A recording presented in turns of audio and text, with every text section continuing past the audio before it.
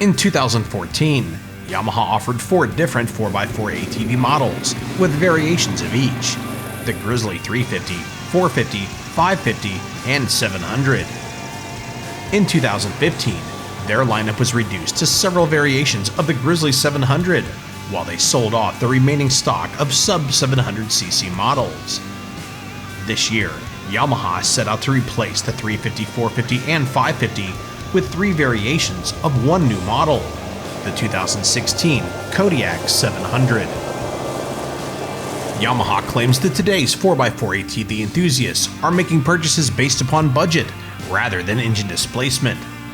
With the redesigned full-size 2016 Grizzly 700 appointed to serve the needs of sport-focused 4x4 riders first, Yamaha focused on making the Kodiak serve the needs of die-hard utility users, while still working for recreational riders and those looking for a mid-sized 4x4 ATV in both feel and price.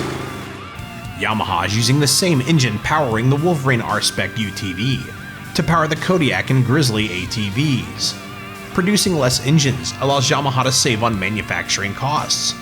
Combined with careful feature selection, Yamaha has managed to produce 3 variations of the Kodiak 700, meeting some pretty impressive price points. The base model sacrifices front differential lock and preload adjustable shocks. It features a basic old-school indicator light cluster and comes with a standard ball mount, arriving at an impressively low retail price of $6,999. That's only $500 more than Suzuki's similarly equipped King Quad 400, and $2,300 less than Honda's similarly equipped Rincon 680. At $8,199, the Kodiak 700 EPS comes with electric power steering, 5-way preload adjustable shocks, combination handlebar mounted headlight and digital instrument display, and a 2-inch hitch receiver. The Kodiak EPS is $400 less expensive than Polaris' slightly dressier yet smaller displacement Sportsman 570 SP. It's $100 less than Suzuki's King Quad 500 with power steering, although the King Quad features front differential lock. Compared to Honda's Rincon 680, not available with electronic power steering, the Kodiak EPS is $1,100 less expensive. Finally, at $8,999, the Kodiak 700 EPS Special Edition offers all of the EPS additional features, plus Yamaha's on-command push-button electronic 4-wheel drive with differential lock, cast aluminum wheels, and carbon metallic painted bodywork. The Kodiak Special Edition retails for $300 less than the King Quad 750 with power steering, and $300 more than the equally outfitted Sportsman 570 SP. Remarkably, it's only $300 more expensive than the 2014 Grizzly 550 with EPS, without the Kodiak's bigger engine, numerous updates, and premium special edition features. Oh yeah, it's still $400 less than the more sparsely featured Honda Rincon. Rocky and technical Windrock Park, located in Oliver Springs, Tennessee, was the site of our brief half-day encounter with the Kodiak 700 EPS. Having spent the day before riding the highly updated Grizzly 700, after a day riding the Grizzly, Yamaha's efforts to make the Kodiak feel like a mid-size 4x4 were immediately apparent. The new fenders are thicker to increase durability.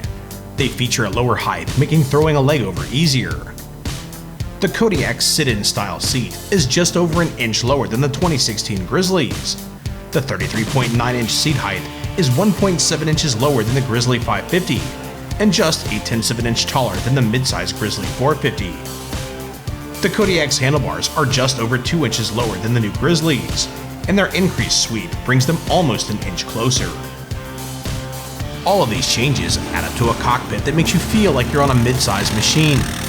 Comfort level seemed high during our limited ride, and we loved how easy the Kodiak is to move around on, for climbing, descending, and cornering. We think riders of most sizes and experience levels will find the Kodiak welcoming and comfortable. The new 708cc 4-valve double overhead cam engine with fuel injection is identical to the one found in the Grizzly 700, with the exception of a switch from 18 to 30 gram clutch weights to smooth the feeling of the Kodiak's power delivery. The transmission features high and low forward ranges plus neutral reverse and park, selected by a smooth, precise gated shifter. The limited slip four-wheel drive system is engaged by a left-hand mounted lever and cable assembly. The mechanical engagement seems a little dated, but gets the job done cost-effectively. At 48 horsepower according to CARB, the new engine is claimed to produce 6% more horsepower and 9% more torque than the old Grizzly 700. It's also claimed to produce 30% more horsepower and torque than the old Grizzly 550, while only outweighing it by 29 pounds, at a claimed wet weight of 677 pounds. 12 grams of clutch weight makes a surprising difference. The big single produces a good amount of low-end torque, and the added clutch weight keeps the engine riding lower in the torque curve longer. This makes acceleration feel smoother when you stab the gas, and lets you cruise along at lower RPMs, keeping the engine quieter and undoubtedly saving fuel. The new engine produces a good amount of mid-range power. It just takes a little longer to spin up with the heavier clutch weights. While it makes wheelies a little more difficult, it makes the already smooth engine feel even more manageable and hooked up on wet, slimy trails. Push the throttle a little further on the Kodiak, and there's plenty of power in the mid-range for fast, spirited runs down the trail. The new engine provides a good amount of power for the machine's relatively light weight, adding to its potential for fun. Its ultra-smooth power delivery will make the machine a little easier to manage for beginners, while offering plenty of power for plowing or towing. The airbox is located under the seat, providing tool-free air filter maintenance. Its intake, along with the CVT venting, is routed high to the center of the machine. We tested their splash protection capabilities on a couple of occasions with trouble-free results. As we mentioned earlier, the Kodiak feels more like a mid-sized machine when you're riding it. However, it's built on a modified version of the original Grizzly 550 and 700 chassis, providing the benefit of big chassis performance and a more manageable feeling ATV. With dual control arms at both ends, the shocks deliver 7.1 inches of travel up front and 9.1 inches of travel out back. The KYB shocks feature new spring and valve settings to match the new Kodiak's intended use and the 25-inch Maxxis tires. The Kodiak delivers 10.8 inches of ground clearance, maximized by wide arc lower front control arms. The chassis, suspension, and tires combine with a lower seat and bar height, making the Kodiak a very competent handling machine. We ran the tires in both dry and rain-drenched muddy conditions, proving their performance is well-rounded. Forward traction and directional control were good, and tire roll wasn't pronounced in corners. Yamaha's electric power steering remains one of the best, providing a natural feeling of how the machine is reacting to the trail while reducing steering effort. The new tires and suspension give this tried-and-true chassis a more planted feeling than we remember on corners and side hills. Of course, the more compact ergonomics and lower seat height lower your center of gravity, allowing you to more easily counterweight the machine, further enhancing handling and control. Suspension action seemed well-rounded, doing a good job of damping hits of various sizes. They were plush enough over small rocks and roots, while doing a good job of dealing with impacts with half-buried boulders. We didn't feel the need to change the shock's preload settings during our testing. A good thing if you're interested in a base model Kodiak which has non-adjustable shocks.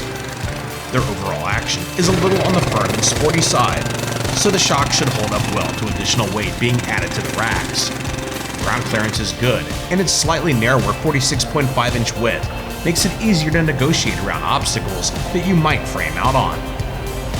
Braking performance is a mixed bag. They offer separate front and rear operation, which is good. The front hydraulic disc brakes offer great power and feel. The sealed rear multi-disc brake system was designed to last the life of the vehicle according to Yamaha. It offers decent power, but like any system of this type, you sacrifice feel and the ability to lock the rear end up on demand for reduced maintenance. Yamaha uses steel racks on the Kodiak. They're more durable than composite racks, especially in cold weather, and make strapping down items far easier. They offer 110 pounds of capacity up front and 198 pounds of capacity rear, in addition to the Kodiak's 1,322 pounds of towing capacity. Onboard storage is found between your knees, and there's a DC outlet located on the right front fender. While the concept of replacing almost an entire line of 4x4 ATVs with a few variations of a single model seems difficult to conceive, Yamaha has seemingly done a remarkably effective job of doing it with the 2016 Kodiak 700. Yamaha has made the motor feel even more like a big, easygoing stroker, thanks to a little added clutch weight. The compact, comfortable ergonomics make the full-size chassis less intimidating and more manageable. The Kodiak's entry-level price point is low enough that mid-bore customers have the opportunity to step up to large displacement capability and the handling benefits of a full-size chassis. Based on viewer feedback, we can't help but feel that the market and Yamaha's lineup might be missing out by not offering an even less expensive, smaller, lighter 4x4 like an updated Grizzly 350, although that would be a little more of a niche ATV, while the 2016 Yamaha Kodiak 700 may very well be the new 4x4 ATV for the masses. For more information on the 2016 Yamaha Kodiak 700 and their full line of ATVs and side-by-sides, log on to YamahaMotorsports.com.